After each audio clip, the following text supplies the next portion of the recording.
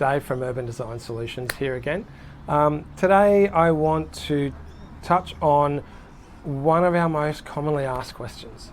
It's a topic that we've covered in a video before, but I wanted to give you some updated information. The question is, what is the difference between a draftsman, a building designer, and an architect? I want to start by giving you a little bit of a history lesson. There's a long story here and a short story, and I want to shoot for somewhere in the middle. I'll do my best to keep it brief.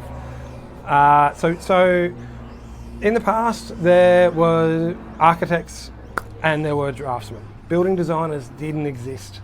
So the architects would do the design work on buildings, and they would hand it off to the draftsman, who would then produce the drawings based on those designs. Before we had computers, obviously, that was all done by hand. As computers became a more commonly used tool in designing and drafting, there was a transition, obviously, into computer-aided drawings.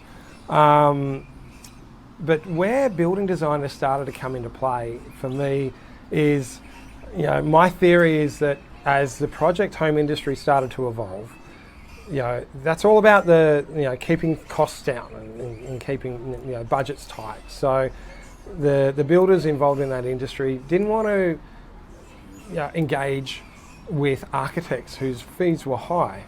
So they started to send their projects to draftsmen to do their design work. Now, in some states here in Australia, the governments decided that they needed to regulate this. Queensland, here we are one of those states. Basically, to design a building here in Queensland, you have to hold a designer's license. So building designers kind of got born from that, where we fit sort of somewhere in the middle between a draftsman and an architect. So as I mentioned, draftsmen, they produce plans of buildings designed by other people. They're not licensed to design a building or significant renovations. If you go to a draftsman with a very specific and clear idea and drawing of what you want, then they can probably help you. But when it comes to using creative thinking and a design process to come up with a solution to your design brief, that is where you need to go to either a building designer or an architect. Now, what is the difference between those two, you might ask? Well, in some instances, not a lot. So like any industry though, there are companies who work in different ways. For a building design company, there are some that work more closely, they're more closely related to a drafting firm. They're quick in, quick out, get the drawings done, turn the client over, send them on their way. And then there are others that are more involved in the whole process, like an architect might be. In architecture, there are obviously companies that go to different extents and different levels of service as well. One of the key things that architects will do that most building designers don't is the contract administration and construction supervision. So that's running tender processes and getting involved in monitoring the builders during construction. So that's something that as I said, most architects will offer that service, but a lot of building design where we fit in at Urban Design Solutions is somewhere we're more closely related to an architect service without that contract admin and construction side of things. Building designers can be made up of people coming from different angles. So you can have an architectural degree and not become registered. So being able to call yourself an architect requires an additional experience, study and exam on top of the university degree, and they call that a registration process. So it's 2 years of on-site, on-the-job experience, and then passing that exam. It's a very involved process. So not all architectural graduates actually go through that process.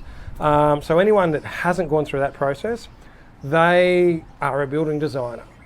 they can't use that term architect. The other angle that you can come at it from, such as myself and a lot of my team, is to come through a diploma or similar course in building design. In my case, back in the day it was called architectural technology. I come from a drafting background. That's where I started, and over 15 years of experience with different firms, gained enough experience to be able to become licensed to design here in Queensland. So there are now courses tailored specifically to becoming a building designer. But as I said in the past, building designers didn't exist, so there was no qualification specifically for that.